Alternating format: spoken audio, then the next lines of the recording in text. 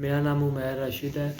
मैं सिम्स में first year MBBS का स्टूडेंट हूँ। मेरे FSC में 1046 मार्क्स थे और इलेक्टिव में 594 मार्क्स थे। मेरे मैट्रिक में 1035 मार्क्स थे और NMD कैट में 179 मार्क्स थे। फ़र्स्ट ऑफ ऑल मैं तो अल्लाह ताला अज़्ज़ व जल का शुक्रिया अदा करूँगा कि मैं इस मुकाम पर पहुँचा हूँ। मुझे अल्लाह ताला अज़्ज़ व जल ने इतना बड़ा ओहदा फराहम किया। दूसरा तो मैं अपने पेरेंट का शुक्रिया अदा करूँगा जो पूरा साल मेरे साथ मेरा कोऑपरेटिव रहे, मुझे कोऑपरेट करते रहे हर मामलात में।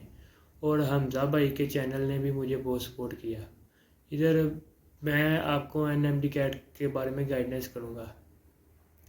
First thing is that NMD CAT 2020 और 2021 में क्या डिफरेंस था। NMD कैट 2020 और 2021 में जो मेन डिफरेंस मेरे व्यूज़ में है ना, सबसे पहला जो मैं कहूँगा वो है टाइम मैनेजमेंट। 2020 में जो था मुझे टाइम मैनेजमेंट का बहुत इशू आया। मेरे फिज़िक्स में, केमिस्ट्री और इंग्लिश में तकरीबन 5-6 MCQ गए थे और बायो का मैंने सबसे लास्ट पे किया था। और टाइम मैनेजमेंट ना होने की वजह से मैंने बायो के सिर्फ ऐसे समझे टिक टिक ही करता रहा, बगैर स्टेटमेंट पढ़े, बगैर कुछ ऑप्शन देखे, क्योंकि मेरे पास टाइम बहुत लिमिटेड था। तो उस वजह से मेरे 161 आए।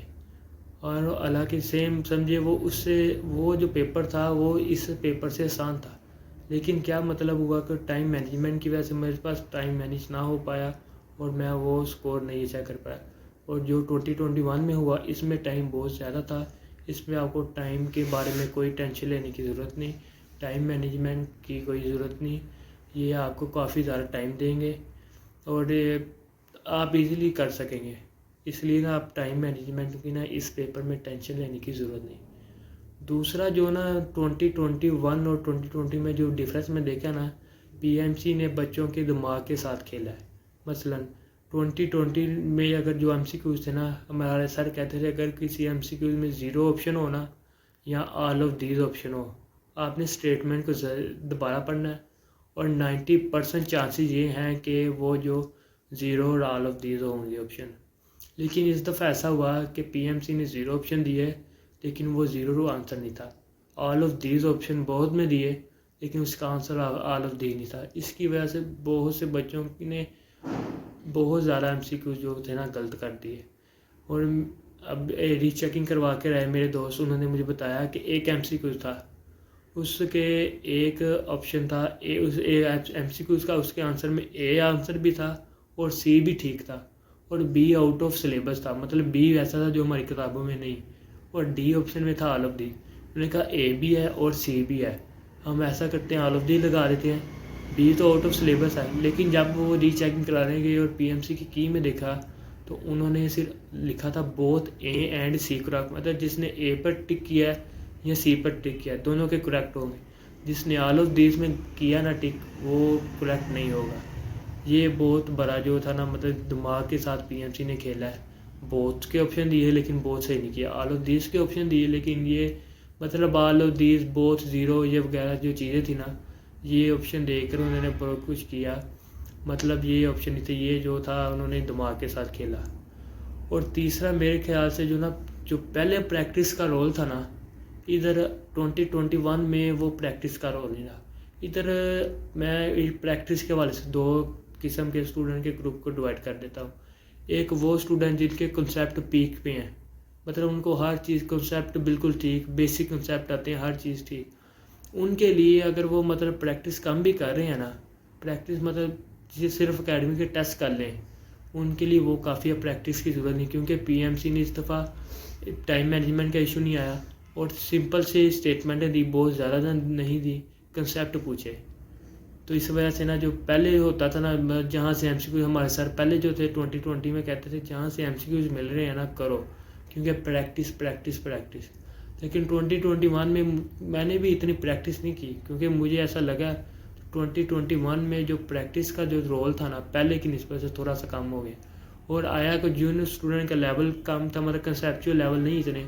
जो स्टूडेंट कहते हैं कि हमें वो पेपर ज़्यादातर MCQ रिपीट है, ऐसा MCQs है जो हमने पहले किया हो, वो स्टूडेंट के लिए प्रैक्टिस बहुत ज़रूरी है। ये 2 प्रैक्टिस के हवाले से 2 ग्रुप को डिवाइड करूँगा। मेरे हिसाब से ये 3-4 चीज़ें थी जो कि मुझे लगी हैं 2020 और 2021 में जो डिफरेंस करे। और एक जो बात थी पीएमसी ने ये की में जो बात कर रहे थे ऑप्शन के, ये जो पहले आ रहे थे कि अगर हम ऑप्शन चेंज करें ऑप्शन चेंज नहीं हो रहे, नहीं ये बात गलत है। ये जिन्होंने रीचेकिंग कराई है उनसे मैं पूछा, 2-3 जनों से पूछा, उन्होंने क्या ऑप्शन हमारे हुए ठीक। हाँ, इधर एक बात कहूँगा, पीएमसी का स्लेब उन्होंने किया था, पहली दफ़ा ऑनलाइन सिस्टम ले लेते, बीच में गलतियाँ थी, 100% उनका सिस्टम ठीक नहीं था। कुछ एमसीक्यूज थे जिनके क्वेश्चन का जवाब कुछ और था और लगाया उन्होंने कुछ और था, और कुछ एमसीक्यूज ऐसे थे, कुछ थे सिर्फ चंद ज़्यादा नहीं, जिसमें एक क्वेश्चन के दोनों ही आंसर बनते थे, लेकिन उन्होंने एक तो ठीक किया था। जैसे बॉन्ड फार्मेशन और बॉन्ड डिसोसिएशन एनर्जी, दोनों की डेफिनेशन तकरीबन सेम, लेकिन उन्होंने एक एमसीक्यू ठीक किया था। ये बात है, एक क्वेश्चन के आंसर 2 बन रहे थे, उन्होंने किया एक ठीक का, और ये सिर्फ चंद थे। हर पेपर में ना हार्डली 1 या 2 एमसीक्यूज थे या 3 हो गए, और ये पीएमसी ने उम्मीद तो है अगली दफ़ा कर लेंगे ठीक। ये थे डिफरेंस 2020 में और 2021 में। और आगे हम आ जाते हैं कि ये तो हो गया डिफरेंस। अब आगे क्या की तैयारी कैसे करें। सबसे पहले सब्जेक्ट वाइज मैं आपको बताऊं, बायो के मेरे हिसाब से बायो में क्रैमिंग और लेक्चर और कंसेप्ट ये बहुत, बायो एक वाहिद चीज़ है जिसमें हमें क्रैमिंग करनी पड़नी है, चाहे वो एनएमडी कैट हो जाए, चाहे सिर्फ एमडी कैट हो जाए, चाहे यूएचएस ले, चाहे पीएमसी ले, बायो में क्रैमिंग बहुत ज़रूरी है। बायो में क्रैमिंग प्लस कंसेप्ट हमारे पास होने चाहिए। और अब इधर एक उनका और कोई किताब पढ़ो या ना पढ़ो, सिर्फ बायो आप फेडरल की पढ़ लेना इनफ है। पीटीबी की हो बायो और फेडरल की हो, आपकी बायो तैयार है। केमिस्ट्री में जस्ट आप अपनी पीटीबी कर लें और कंसेप्ट रख लें, केमिस्ट्री में कंसेप्ट हो और फिज़िक्स में भी कंसेप्ट हो जाए।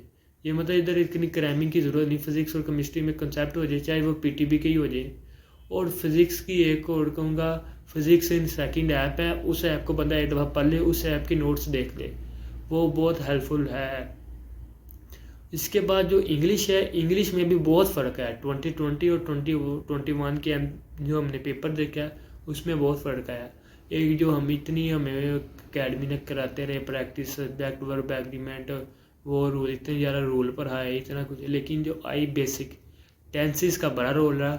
और ये मेरे ख्याल से इंग्लिश इन्होंने प्रैक्टिस के अलावा उन्होंने इंटेलिजेंसी के लेवल के बेस पे कर दी थी। इंग्लिश में ज़्यादातर इंटेलिजेंसी चेक की, पता नहीं क्या किया उन्होंने, मतलब कि 2020 वाली इंग्लिश नहीं थी, इंग्लिश ईजी कर दी थी उन्होंने। लॉजिकल रीजनिंग भी सिंपल थी, ईजी थी। तो अब मैं आपको उनका बताता हूँ कि कौन कौन सी लेक्चर किस किताब के कहाँ से लें।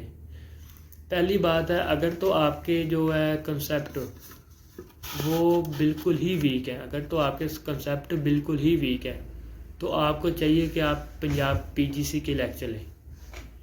पीजीसी के फिज़िक्स और केमिस्ट्री के लेक्चर पीजीसी के लाजमी लें अगर आपके बेसिक वीक है। अगर आप कह रहे हैं हमारी बेसिक ठीक है और हमारे कंसेप्ट का बूट भी है, अब हम एंटी टेस्ट के लेक्चर लेना चाहते हैं, उसके लिए मैं आपको रिकमेंड करूँगा बायो के लिए और इंग्लिश के लिए आपको किप से रिकमेंड करूँगा इंग्लिश सर अली शान राव के लेक्चर, आप वो ले लें, इनफ है। बायो के भी डॉक्टर शिराज के लेक्चर ले लें, वो बहुत है।